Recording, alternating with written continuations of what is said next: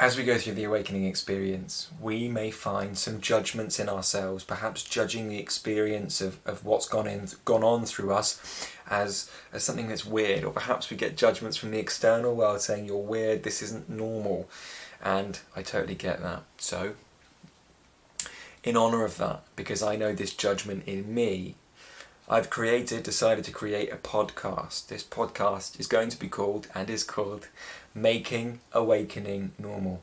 It is aimed, because I know this darkness in myself, at the judgments and the stigma around the awakening process, because as we know from the 3D mindset, so to speak, the awakening process, as we're stepping into our real sanity, from the old mindset can look insane from that perspective, although we know deep down we're the ones stepping into our true sanity, seeing life with clarity the way that it truly is, and that the rest of the world, that 3D mindset that we're leaving behind, is the nut house that we're waking up out of.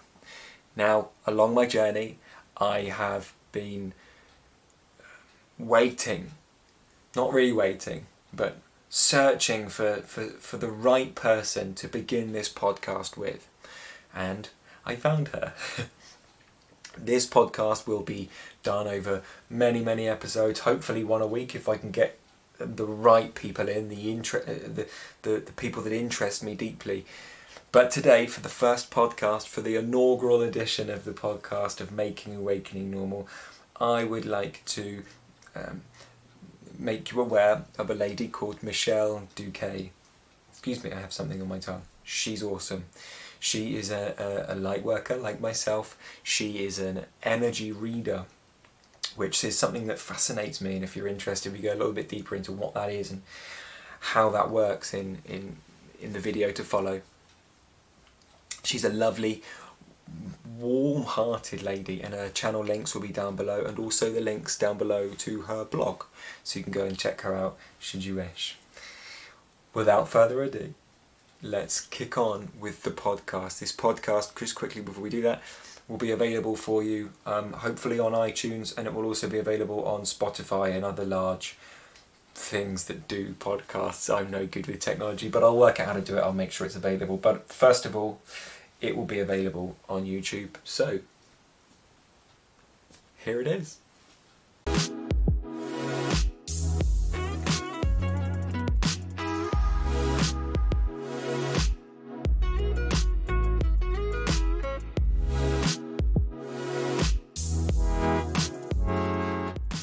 All right, we're recording. So, welcome, Michèle Duquet, to the first Awakening podcast that I'm going to make. I'm feeling into an idea that is a podcast based around making awakening normal. For me, as I went through my awakening process, it wasn't a normal thing. You know, people were judging from the outside. I was very much self-critical. And I feel, I'm sure you'll agree, Michèle, that as a light worker, there's not necessarily a responsibility, but an opportunity for us to shine the light on the dark areas that we, go through, so that we can help others, make it a little bit easier for them. So, welcome, Michèle. I'm going to leave a link to your channel down below. We've had a little conversation before, haven't we? But yeah, we did, but we were trying to, okay, let's not talk about that. Let's leave it for the video. I'm very excited about this. I have to say, thank you so much for asking me to do this. You're welcome. We might as well just jump straight in at the deep end with it, because let's do it. The reason I wanted to is specifically this. I've had this idea of doing this for a while, and I've not found the right person. The right person hasn't popped up for me, just for me. And this is what we were talking about a little bit earlier. Yeah. You have a lovely energy. I've seen some of your videos on the energy readings, and it's these energy reading things that really spike my interest, because I'm so interested, and we have a few things that I'd love to get through. I mean, there's no structure. This is just an open conversation. Yeah. But we might as well start with a banger. What was it for you that got you into this energy reading? Because it feels to me like you're reading into an impersonal, sourceful energy, and relating that in a really empowering way for people. So talk me through your process with that, how it works, what it's about, because I'm intrigued. Yeah. So this is something that I did my whole life. So what happened was when I was a lot younger, my awakening happened at 8 years old. So I carried a secret sense of deep responsibility towards everyone I came in contact with.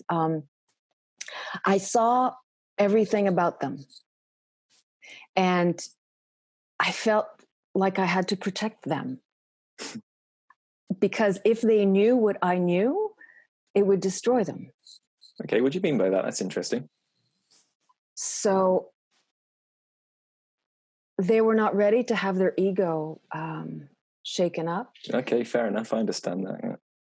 They were not ready to see themselves as they truly are. And what I mean by as they truly are is I would see their pain, their deepest pain. I would see their deepest vulnerabilities, their, God, if I think back, so I'd come into contact with someone and I would see everything that they were desperately trying to hide. And I wanted to make sure that they knew that it was hidden. Yeah, yeah. I was not picking up on it. I fully understand that. Yeah. And this, I'm talking about, I'm a child. Yeah, you went through it at a very, very young age. Like 8 is young. That's like by design for 2 years. Absolutely part of the big plan. And I understand the big picture now. So then my teenage years and my 20s and into my early 30s was spent desperately trying to put a cap on it all and just not be me. Yes, yeah. Desperate. This is perfect for this podcast. Yeah. Thank you for sharing that and getting vulnerable with that, because that is a feeling that a lot of us get, and that's why that's the link behind making this podcast, is that we desperately try and put a cap on this version of ourselves that doesn't seem to be accepted. And then I think we're going to talk a little bit about embodying, but later. Sorry. Well, with the things I went, because my awakening was the first experience. I was 8 years old. Was just absolutely terrorizing. I experienced source. It was horrific. Okay. I would not hope this on anyone, and I don't understand how I survived. And I remember waking out of it, because I left my body, and it's a big experience. But when I snapped back into my body, I thought I should have died, and I didn't. There's a reason why I didn't die. So that experience was so traumatic, horrific.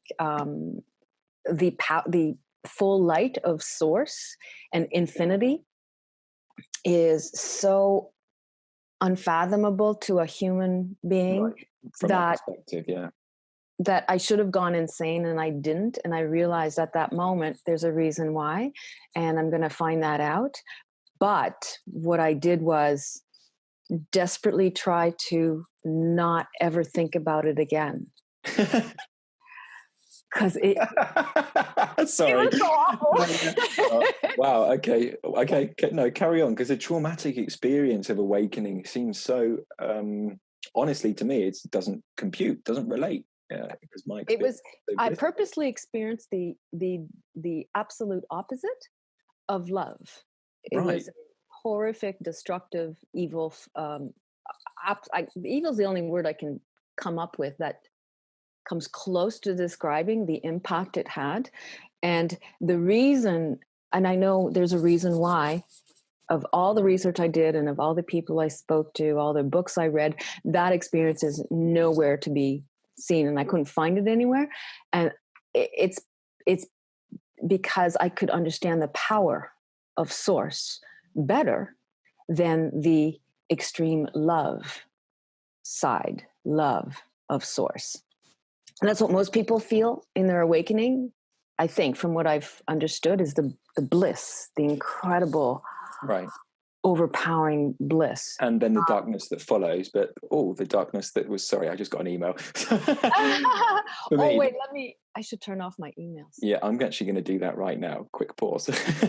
Yeah. I just got a huge bling in my ear. Let me just move that off. There we go. And then, so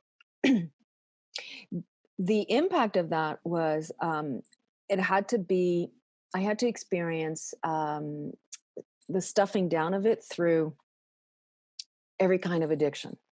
So I became a very heavy addict of many things. Now I have deep compassion for you here, because that was my journey too. Oh, wow. Yeah. So that's what I mean. After the bliss happens, the darkness follows. For me, that was my experience of the journey, and then the clearing and the purifying of that darkness, that dark gremlin energy, of course, bad words, but it just felt like a gremlin inside of me, this constant need to fuel and fuel this darkness inside, and repress who I really was for fear of judgment.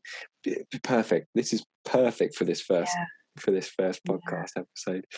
Yeah. So for me, it wasn't any fear of judgment. It was, I don't want to see this. I don't want to feel this. I don't want to be this. I don't want to know what I know. This knowingness, I was desperately trying to not know it. So what was that darkness? What was it? Why was it so dark? Like that you had to repress it. You had this feeling inside to repress it. Or is it something not to be shared on this podcast and we should share it another time maybe? Well, it was experience of source, infinite light, but where infinity doesn't exist anymore. I was source, everything and nothing at once. And this feeling of everything and nothing at once and infinity was not a loving feeling at all. It was something very terrifying, absolutely terrifying. And so when I understand and hear people have experience of this light as pure love, and the love becomes overwhelming, I've experienced that as well. Yeah, okay. So it helps me understand our collective work at bringing everything, the whole universe, into that love vibration, because it can just as well go the other way. See, I hear this a lot. God is love. And yes, God is love. Source is love. Yes, source is love. But source is actually neither love nor terror. It is just infinitely powerful. And it can be this experience of love, but it needs our involvement and our intention. Yeah, that's interesting that you bring that up, actually, because I'm just feeling into this myself, that we see that in ourselves. We see ourselves, well, for me, as I was going through my awakening journey, we slowly realized that we ourselves are an unlimited potential, this unlimited power that you're speaking about here, I feel. And we are an unlimited potential, but what potential are you going to create for yourself? And you're right, intention is so key with that. How are you? And this is why this podcast is kind of happening, because I have a lot of intention of judgment, of judging the experience that I've had as not normal, as crazy, and I get that from the external world too. So it's about, for me, because I feel that intention is changing somewhat in me, to try and help bring that intention of judgment into focus here, so that we can show each other that firstly, this judgment isn't serving us, and secondly, that as an intention itself can create horror for us, much like the experience I'm sure you went through. So yes, now what I bring to the table is such years and years and years of embodiment that I'm deeply comfortable with everything. I never judged myself, actually. I never thought of myself as weird. I wanted the world to wake up and see. What part of my experiences for those 2 years of astral projection was the energetic beings were teaching me the many layers of our three-dimensional world and the many veils. Okay.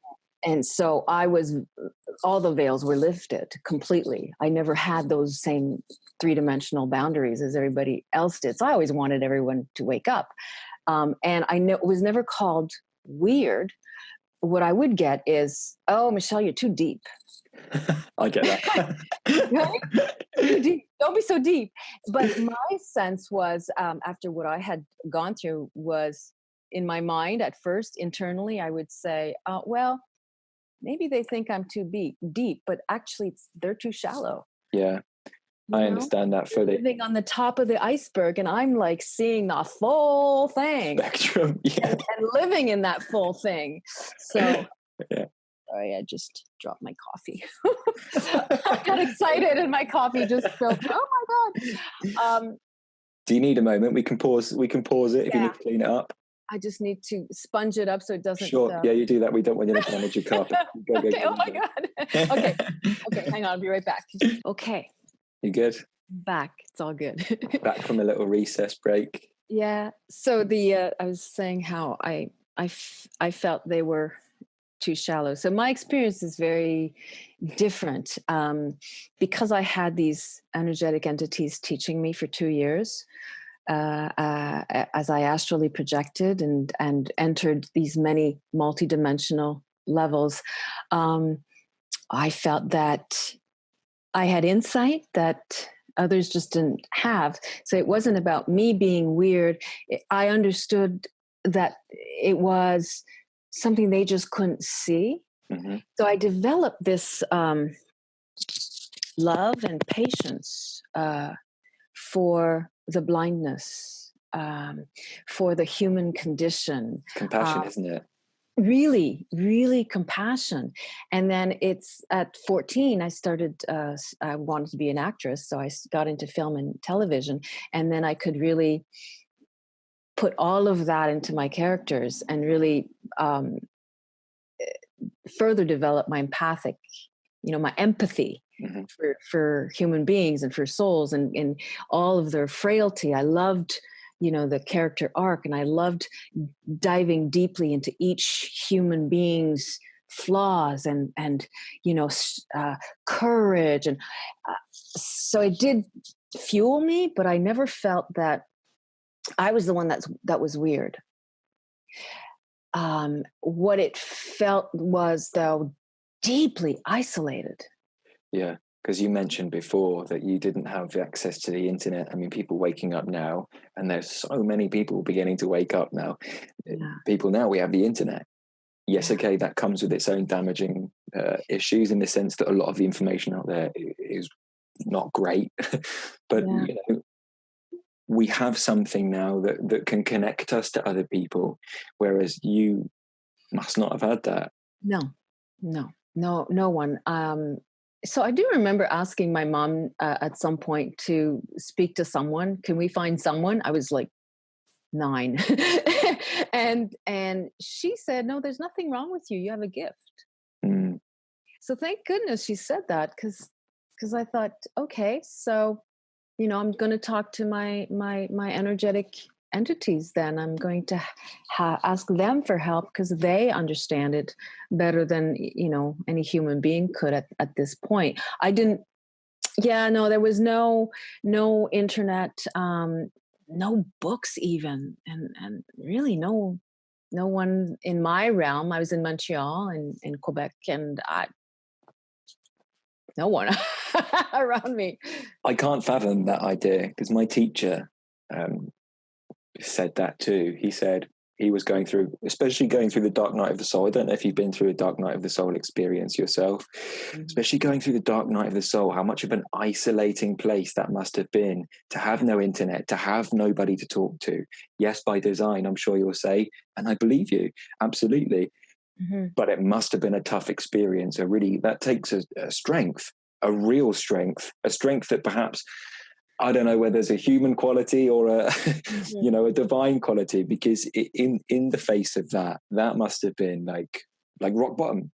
Yeah, Dark Night of the Soul is the rock bottom, but that must have been. But I suppose you didn't have any other options, did you? You didn't know of the internet, so perhaps, I don't know. I was also blessed with a very difficult childhood and a very difficult, cruel father. So he was my biggest teacher in that I never grew up thinking that the world was a lovely place. Yeah.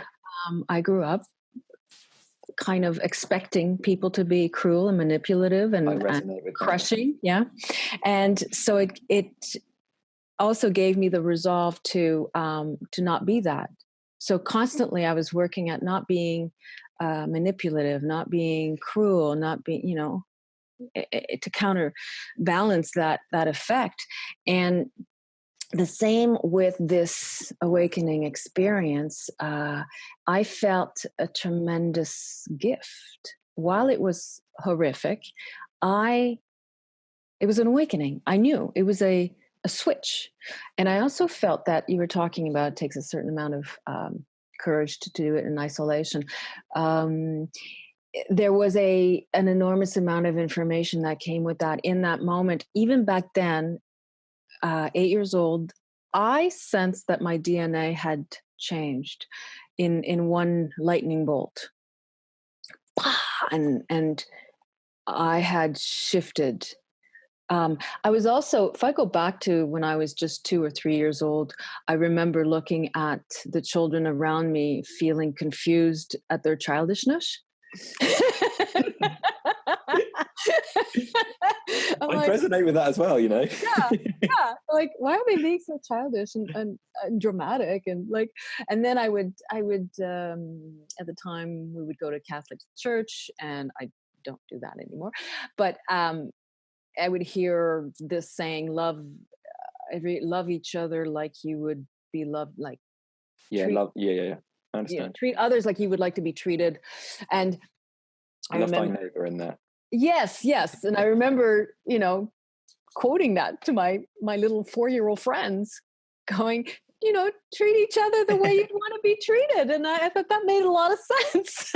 But then here's my question though. Did that not then make you stand out as the strange one? Because my experience of that was that it did.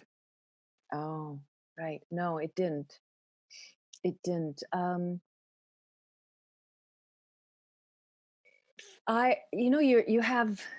Sometimes you have these gifts. I don't know why at the time. I used to model, and I was a model, and I was very, very successful on magazine covers. And I felt blessed that women weren't envious of me or jealous of me. And I felt that was just a gift that heaven gave me, somehow a protective thing. Yeah, interesting that you say that, actually, because there is this sense, isn't there, of protection from, look, I can't put words on it because I can't describe it, but there are some times that we are just totally protected by certain things. Yeah. By certain things. For me, it's violence.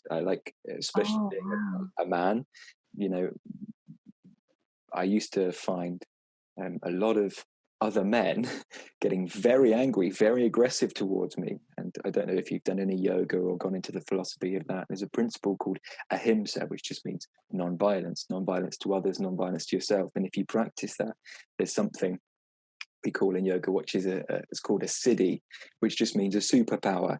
And it's what you get back. You get back this protection. If you practice non-violence in yourself, you get back this protection of non-violence from other beings, should we say.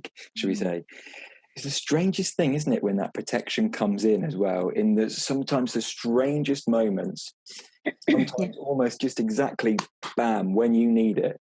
Yeah, and there it is. Just to divert somebody else's attention to in a different direction. Speaking from my experience, you know, in bars and that. Yeah. So I think that the correlation here when I was a young child is that I had this gift of people being attracted to me and wanting to be my friend and like liking me. That for some reason, this aura of people liking me. So I was never branded as weird and also we're all gifted with certain personalities. Mm-hmm. And from the get-go, I had a happy, joyful personality. I was born joyful. Mm-hmm. And, like this heart swirl of joy. And I understand. That's my natural state. I do feel joyful naturally. Mm-hmm. That I've always known as a gift, an absolute gift. There's this kind of buzz in my heart, like, oh, life is good. I'm here. Kind of excited to be here every day. I'm like, oh my God, I'm on Earth. Woo. I do resonate with that. Yeah, fantastic. Yeah. And then so the personality that I was born with helped with me not being judged as weird. They would judge me for eating weird foods when I started way back in my teens, vegetarianism or organic foods. And like, really, that was just so weird. People would come into my house, look into my closet to see the weird foods I was eating. Like, this is so funny. The cupboards are like, what are you eating? Ew. It's so gross. How can you eat that? Well, yes. I was taught, people thought I was weird with food. Yeah. But to go back to the repression of it all and the isolation of it all, and the addictive side of all of this desperate need to escape what I knew, was also part of the, dark night of the soul. It was very long, decade long. Really? Very long, yeah. But it never involved necessarily depression, just a need to just not be who I am, and a repression of that. And that was, without the internet, without any of that. And I think the internet didn't arrive until, my God, I think maybe in my 20s. So it's a long time. Bless you. Long time. What is this then? What is this repression thing inside of you? Where was that coming from? What was this urge to repress who you really are in you? So, I guess it was because I needed to survive in this three-dimensional world. It was a desperate attempt to survive in the three-dimensional world and fulfill my mission. I do feel when my first awakening happened, I realized I had a soul mission I had to fulfill. Yeah.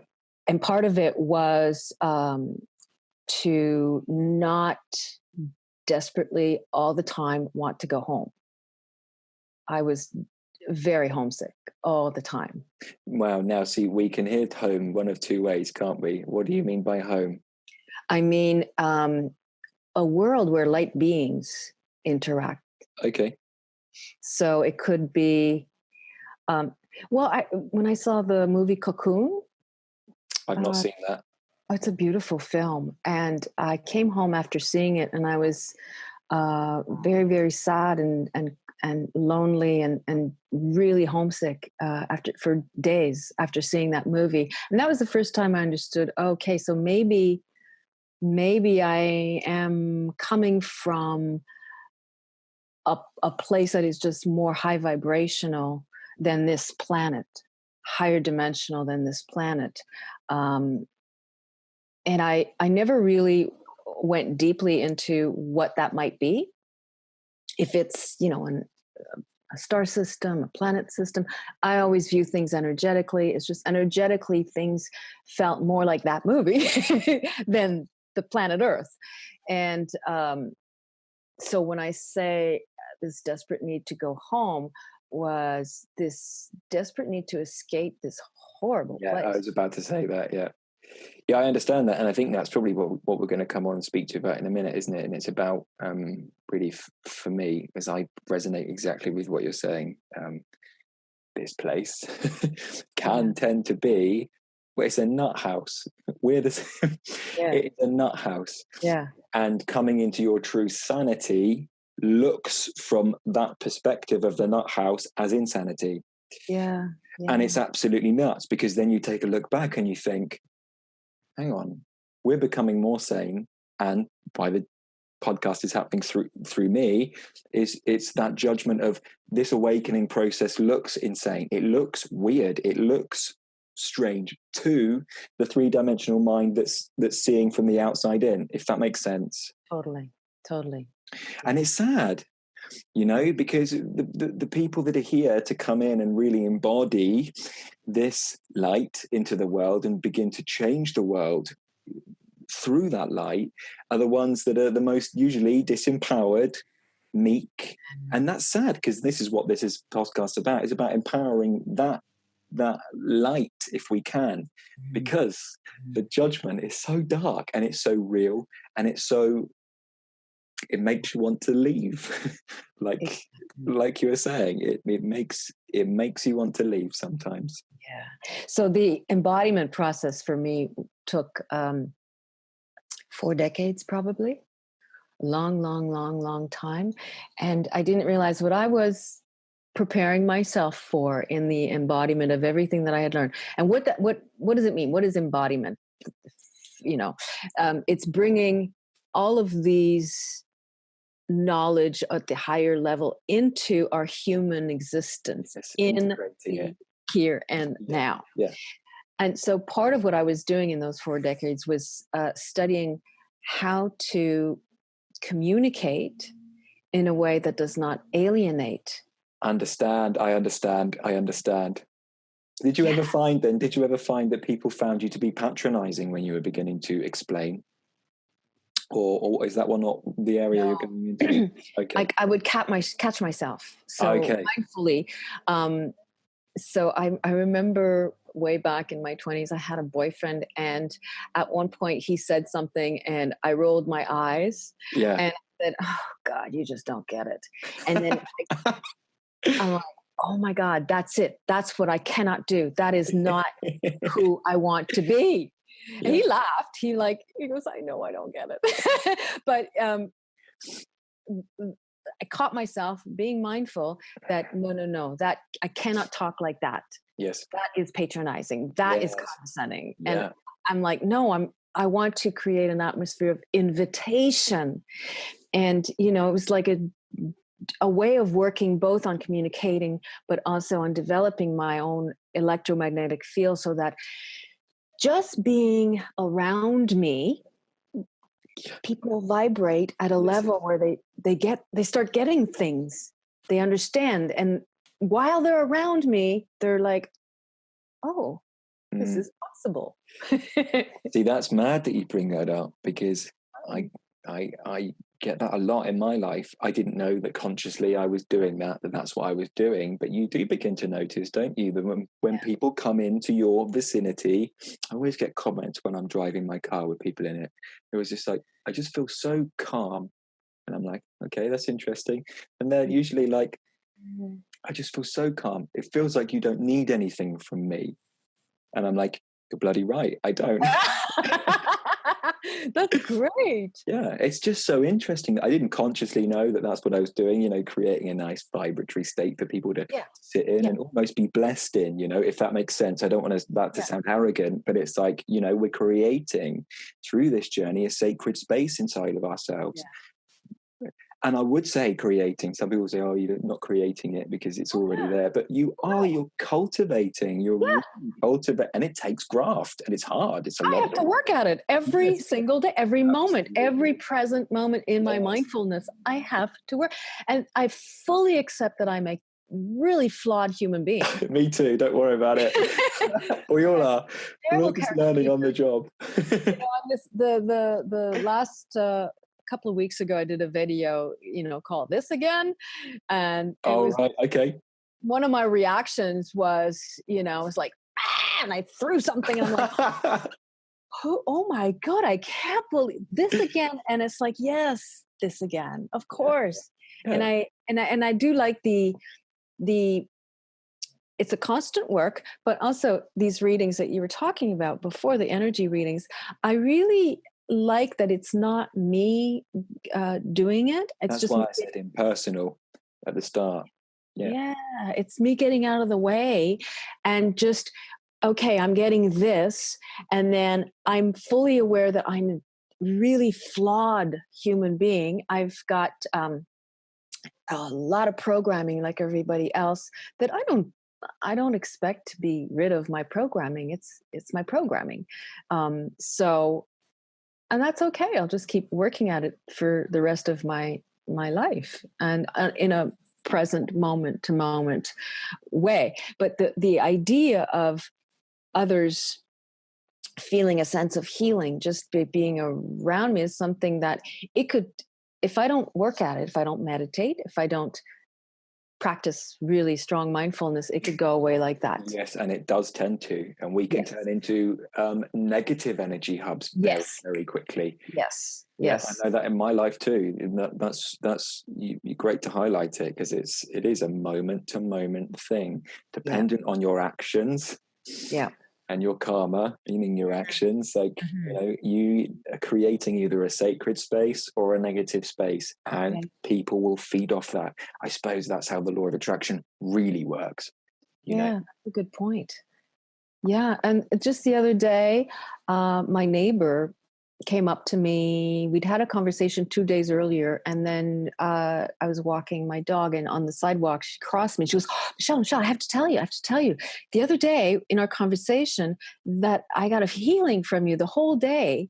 The rest of the day, she goes, I felt so amazing, and I felt uplifted and all of that. And I was thinking, I didn't do that. And I didn't do that. But the work that I do to vibrate and to be in touch with that vibration, she connected to that. It's a being, isn't it, more than a doing? I don't know. I just know from my life. And even if your being is that powerful, Michèle, that you can then affect somebody without you consciously doing the work, without you consciously affecting them. That's awesome, and testament to your great character and your great nature. This feels like a good conversation. Sorry, go on. I took a risk with her. I saw her in the backyard, and I said, I have to tell you that I absolutely love your garden and your backyard. And if you don't mind me saying so, I sense a very strong fairy energy in your garden. and the fairies are just so happy here. And then she goes, she just calmed right down. She goes, oh my God, I worked so hard in that garden to have that kind of positive energy. And I think that's what started it up. I took a risk by saying that.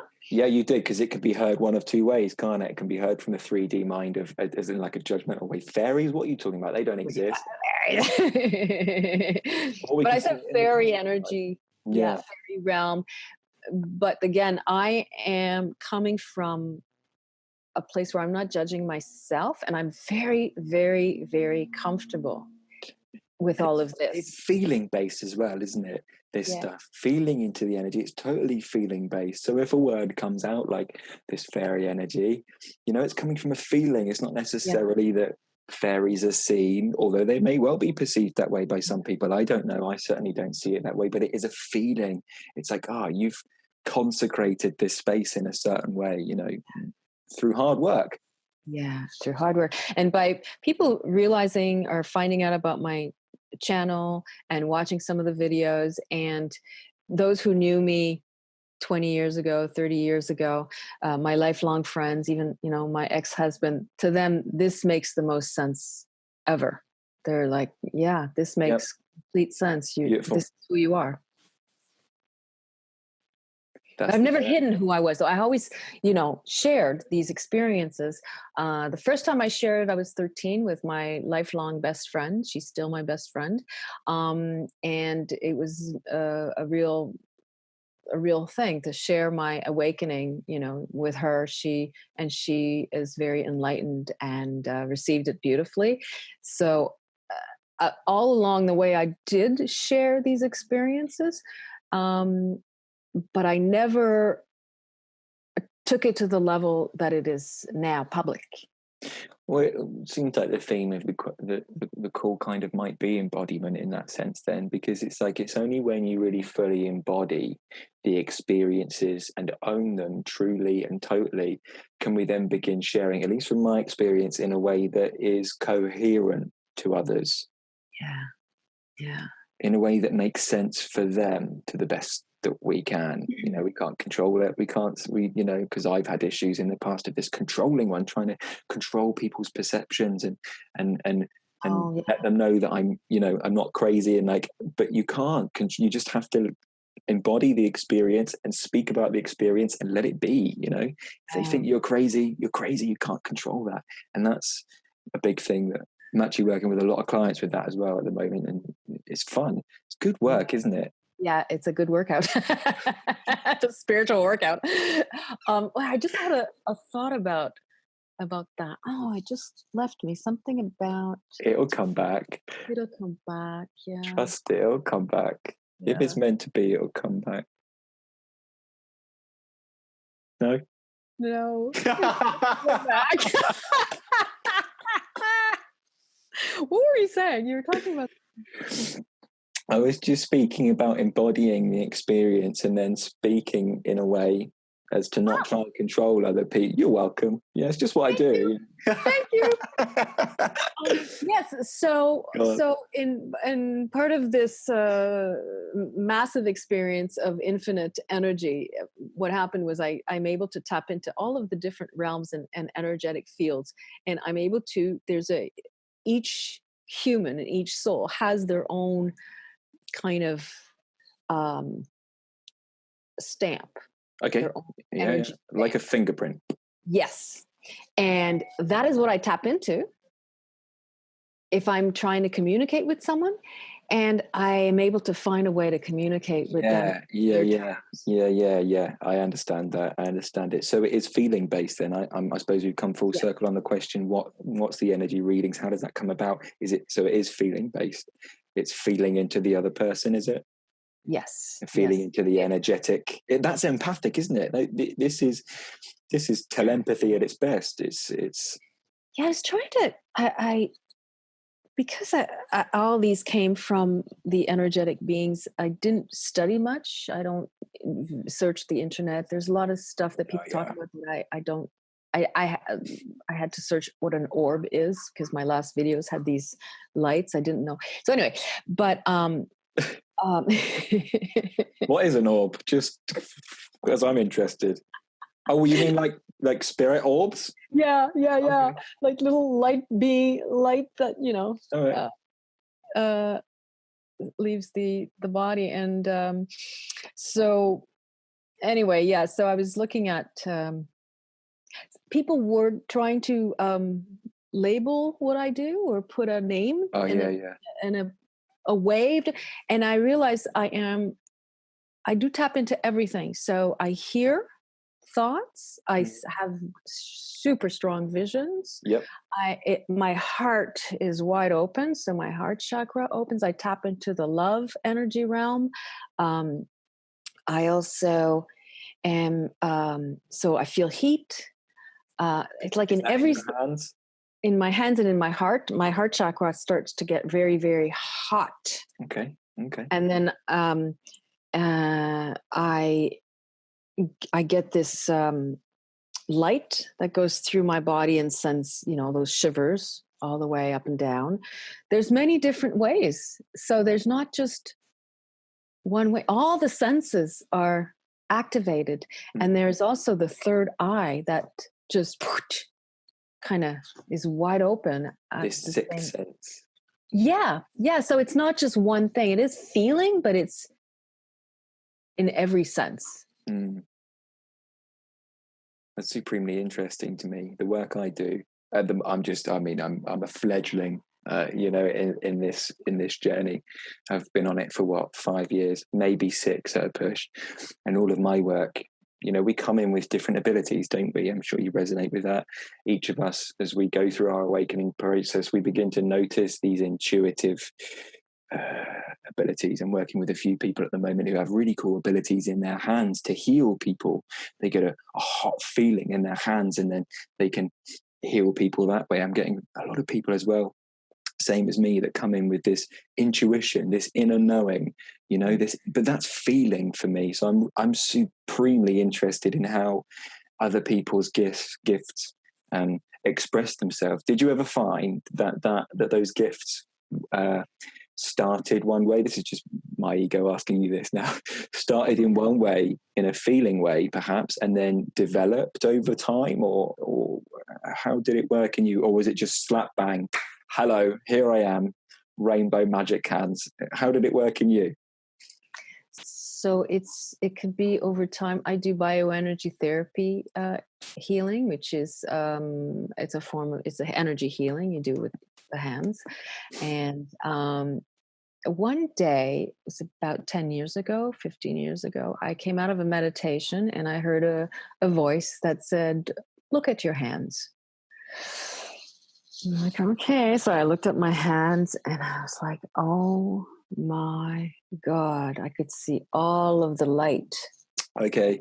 Ending. Yeah. All of a sudden, from 1 minute to the next, I was able to see energy. Before that, no. So I could not. I meditated. After the meditation, I was able to see auras and energy, and like I remember walking around going, oh, wow, this is amazing. But I spoke about it immediately. I didn't hide it. I just went, wow, and I was trying to teach others how to see it too. So, and they're like, no, no, I'm not seeing it. Yeah, the typical skeptical response. Yeah. And I'm like, oh, but I do. But then immediately it went into, well, what color's my aura? Yeah, okay.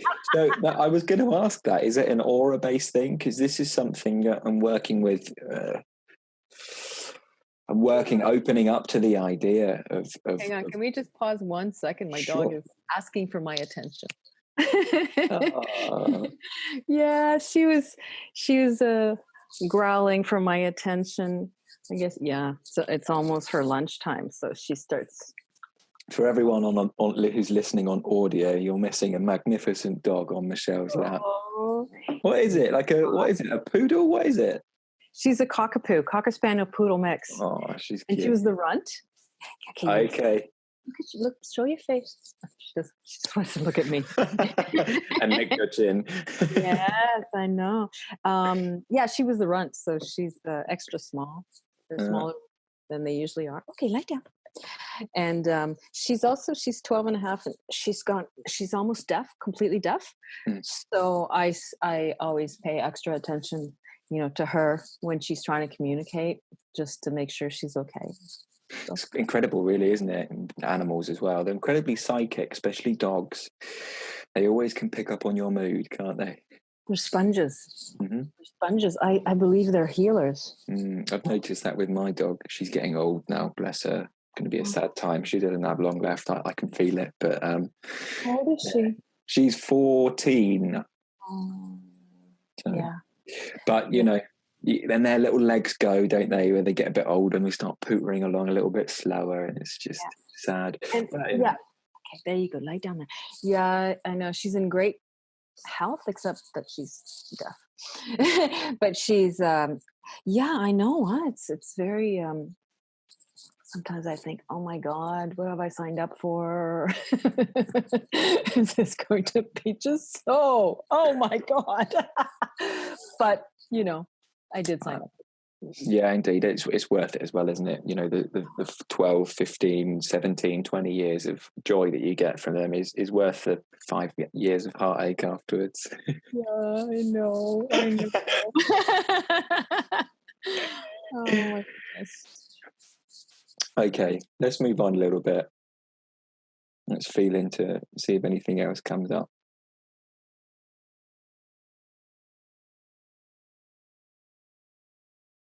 Do you know what? I don't have any other questions.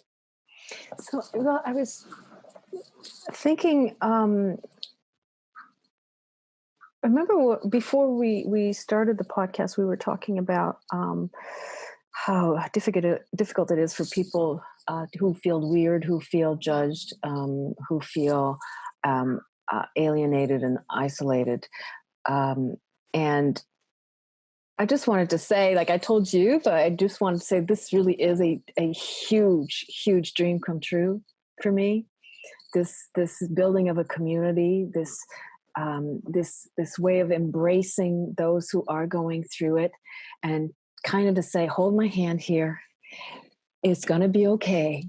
You know, I know I don't look like Mama Bear. I don't have that outwardly look, but I feel like a very strong, I said that in one of my videos in the past, a very strong maternal instinct to other light workers and other people awakening that, you know, I can ground you. I have spent a lifetime grounding everything into my body, and I can say, it's going to be okay. Just ride the up and downs, but you're going to be okay. More than okay. You're going to thrive. It is a roller coaster journey, isn't it? Yeah, it really is. And it's a journey that will throw you about every which way possible. Smash you in the head, knock you over, but there's a divine plan to it, is my feeling. I mean, when we get rid of enough of ourselves inside, if this makes sense, all that's left is that divine plan, that, you know, that yes, it's still you inside, but we're going by the intuitive feelings that come through. For example, we're both pretty rooted in being right now, this feeling in our body, and yet intuition still comes out, things still come out, and it is a difficult ride, though we do get that roller coaster element, and it does feel to me deeply, deeply divinely guided as soon as we surrender to it. And that's the difficult bit. I deeply thank you for being here, for being on the first episode of this podcast, because it just feels right. It does. I'm so grateful to you for asking. I'm very honored to be here, and very blessed to have this connection through like this thing called the internet and YouTube.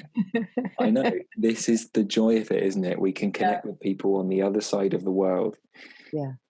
You know, so we're not so isolated. Yes, by divine plan, we are isolated in this process. But we don't have to feel totally isolated, because we have people out here who are willing to share their experiences, who are willing to help you through the process to the best of their ability. And you're a shining example of that. So of course, feel free to go and shine. Go and subscribe to Michèle. I'll leave her link down below. I think we're going to put part 1 of this on my channel, part 2 of this on your channel, and hopefully it will all work out perfectly. And I'll upload it as well to the podcast. I've got to work out how to do that, but I'll make it available on iTunes and things like that. Fantastic. Yeah. Oh, that is great. And I also have a blog, and so in the description boxes of my YouTube channel, there is a connection to a page called Mimi's Energy Readings, and I've now started making it public and available, and with an email and all of that. And it's like, okay, I'm officially out there. See, and then the mad thing is, isn't it? As soon as you put yourself out there, how much comes to you? Yes. That's what I'm finding in my experience. It's just how much comes back. The law of attraction really works in action, but you have to be ready first. You have to have got yourself, your body into a ready state for it. Yeah, and I think that our message, what really resonates in you, and why I really wanted to do this with you, is that our message is that it's about being in our bodies. It's about a human being, and a lot of people can be addicted to the bliss and the awakening phenomenon, and really? no, for a long time that was me. I've just exhausted that process inside of me, but yes, that was me. Yeah That was my journey. There's videos on my channel about it. That was my journey.